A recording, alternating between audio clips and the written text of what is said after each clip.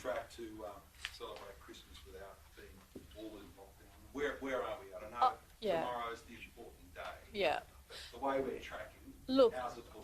Look, unfortunately, one day's results doesn't tell us it's a trend. I mean, obviously, we've halved the number of cases overnight, but in a pandemic, there is a level of volatility. So we'll be closely monitoring what happens, obviously, to 8 p.m. tonight, and we'll be making a final call on Wednesday morning. But so, this obviously, you're pretty pleased with what we've gone. Oh look, 30 to 15, with all those tests. As I said, I'm extremely pleased we've had a record number of tests. To have more than 38,000 people come forward in a 24-hour period gives us enormous confidence that the number of cases that have been identified is a realistic position given the number of people that have come forward to get tested. However, this is an ongoing and evolving situation, and we know how contagious the virus is.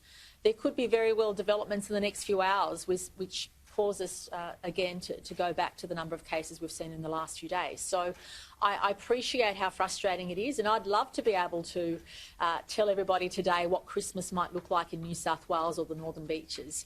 But we're not in a position to do that yet, and I appreciate the community has been extremely patient. But I also appreciate, I think the community understands our position. We want to make sure we keep people healthy.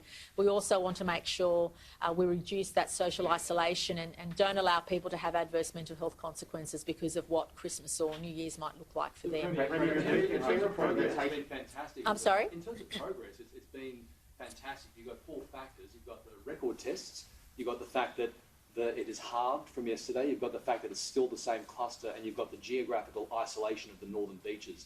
I mean, this is about as good a result today as you'd want, isn't it? Well, look, there's no doubt that we're pleased with what we've seen today. But one thing I've learned during the pandemic is that things are very volatile and they can move very quickly.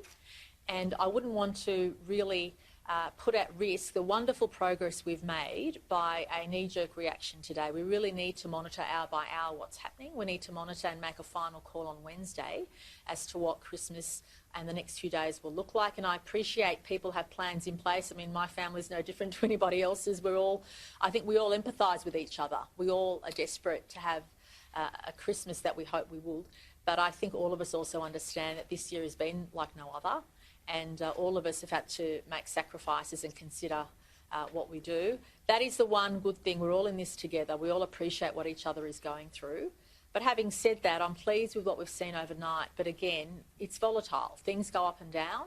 If we see the trend continue in the next few days, obviously that will give us more confidence to look at what Thursday and Friday. We know that for many cultures and for many people, Christmas Eve is as important as Christmas Day. So we are considering all of that in our decision making, but we also need to get it right. And to date, I'm very pleased with the balance we have in New South Wales. I appreciate other state premiers have had a bit to comment about what we're doing in New South Wales, but I'm confident the strategies we have in place are working.